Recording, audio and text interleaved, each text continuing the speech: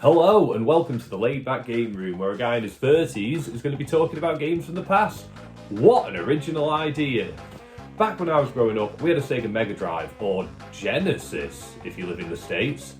Man, it's been like 30 years, still don't understand that. But anyway, one day, I was about 3 years old, my dad came home with this mysterious machine. He told me it was a computer game console. I didn't know what that meant, and I didn't care. I was excited.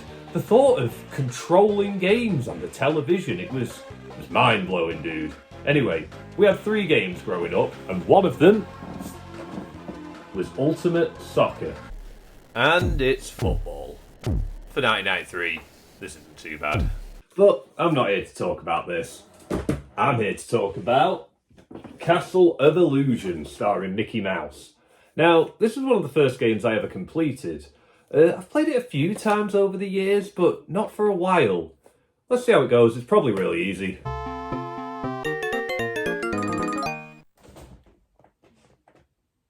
Okay, let's do this.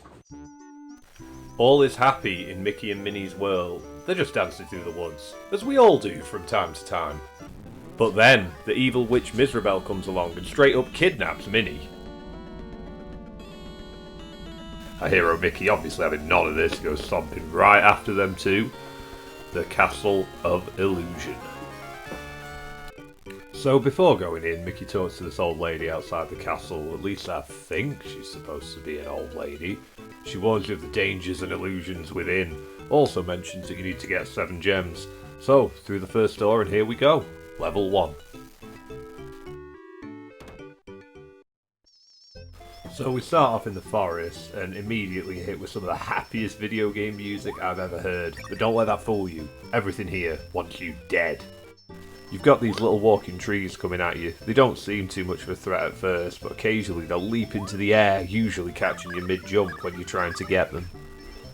And let's talk about the jumping. I don't recall playing a game with jumping like it. You press the C button to jump, straightforward enough, but if you want to defeat an enemy, you gotta jump and press down as you come down on him. Mickey sits down mid-air and lands on them with his ass. Your foot does nothing, but your ass takes them out. Talk about buns of steel.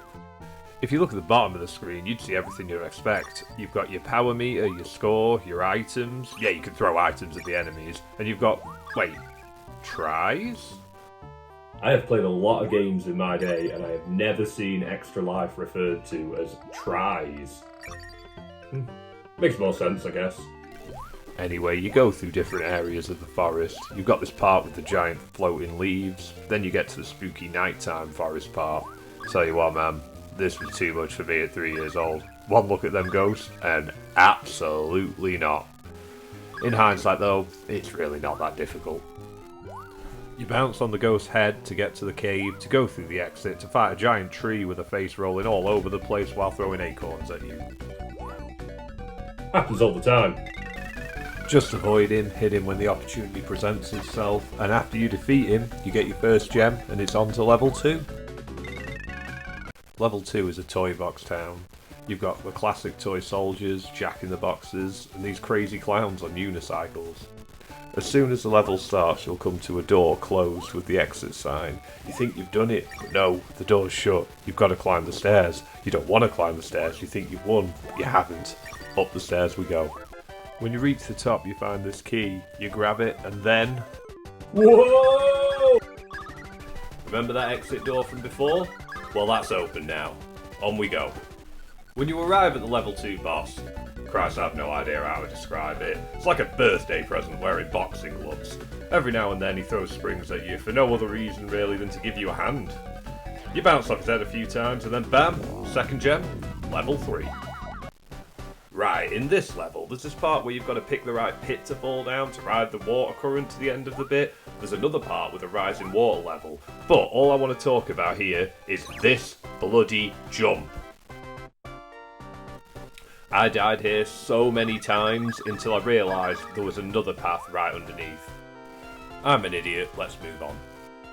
You'll face this wave of toad men for the boss fight. If you can time your item throws just right, it's the easiest one of the lot. Third gem, next level. The library.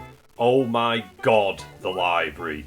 You've got these red letter A's running and jumping all over the place. You're never going to avoid them on the first try. You're just going to have to take the hit and move on. Oh my god, I actually avoided them there. That might be the first time that's ever happened. You get these worms crawling on top of books and... oh man, I've just realised. They're bookworms. That's actually pretty clever.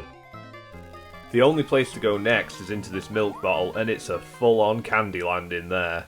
When you get to the end of the bottle, you find another gem. Is that it? Is the library already over? No, of course not. It's only just beginning. So you power through, you got more of the red A's flying at you, more bookworms to squash, you're turning lights on and off, and you go swimming in coffee cups a couple of times. Eventually, you'll find another milk bottle, and that's the boss. It's the happiest looking candy dragon I've ever seen. Avoid him coming out of the milk, hit his head a few times, collect the gem, move on. Level 5 is the last level. There's a couple of death traps in this first part. If your reflex aren't on the game, you'll fall straight into this mysterious purple death goo. Reach the end of the first part, and there's the 6th gem. Only one more to go. So you go for a swim, and then you get to this area full of spinning cogs and rotating platforms. Considering this is the last part of the last level, it's really not that hard. Avoiding the bats is the biggest challenge. But to be honest, you'll have a hard time topping those running, jumping A's from the library. When you're through with that, you'll come to a door, and it's different to all the other doors we've seen so far. You know there is no messing around behind this door. It's the boss. This time it's some big dude with a mallet, I think. If you throw items at him or try jumping on him, it won't hurt him. You gotta wait until he attacks you. Avoid his strike, bounce on his head, rinse and repeat, collect the last gem. Now let's go, save Minnie. Remember those gems we've been collecting? Well, apparently they're to make this rainbow that takes us over to the last tower. It's on now. Minnie is there trapped in some kind of bubble in the background, but you don't have time to worry about that. Before you know it, Miserabelle has done some kind of hocus pocus, grown 3 times the size, and summons a rings of ghosts around her. A few seconds later, she sends the ghosts flying all over the screen. That's your window to attack. To be honest, once you've got a pattern down, she doesn't cause too many problems. When you've hit her enough times, Micky will throw a magic orb into the air that frees Minnie and shrinks Miserabelle back to normal. Not sure why he couldn't do that earlier, but never mind.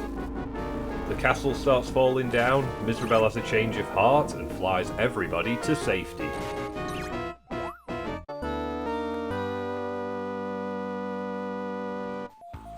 And that was Castle of Illusion, and to be honest, I love this game. I could not recommend it enough. If you're a fan of the 16-bit era, this is one you've got to play. There was a Sega Master System version and also a full remake on the PS3 and Xbox 360.